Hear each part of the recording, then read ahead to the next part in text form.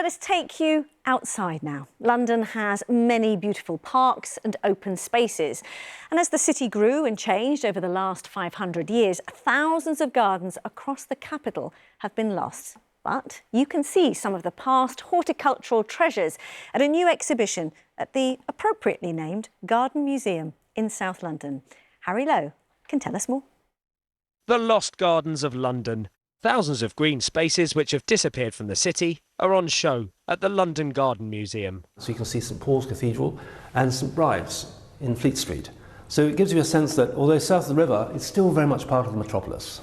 For the exhibition's curator, the city's horticultural past is well worth celebrating. One can discover the most amazing things, and I suppose the most important thing is you discover how much has gone. London was an immensely rich place for gardens. It's hard to imagine any place really on earth that had such diversity that we know of anyways, and it was so well recorded. I was trying to recover things also that left some kind of visual clue so you could actually get a sense of what these places are, because descriptions are nice, but it's very helpful seeing some little topographical view to suggest what a place actually looked like. William Curtis Ecological Park was home to woodland grassland and a pond, proving popular with inner-city schoolchildren catching frogs and spotting butterflies until its closure in 1985. But back in the 18th century, on this site close to where Waterloo Station now stands, you could see St Paul's Cathedral over there. Today it's known as Ufford Street Gardens and is surrounded by housing. But it was once a botanical garden, home to thousands of plant species specialising in native British flora.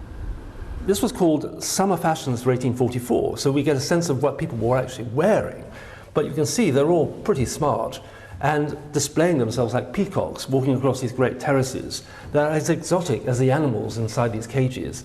They show that gardens are really made for people and they're all about people. Todd thinks today's Londoners can take inspiration. What I hope this will do is that this will galvanise people to realise that any small space can be gardened, and they're all valuable in terms of defining the metropolis. And I think that this suggests that Londoners have always been very inventive and imaginative in creating beautiful spaces all over the capital.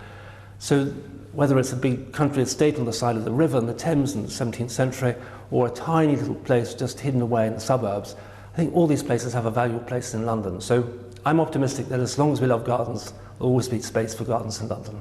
Like many of London's gardens, this exhibition will disappear too, but it should survive until March. Harry Lowe, BBC London. Looking at gardens is so good for the soul. Being out, even better.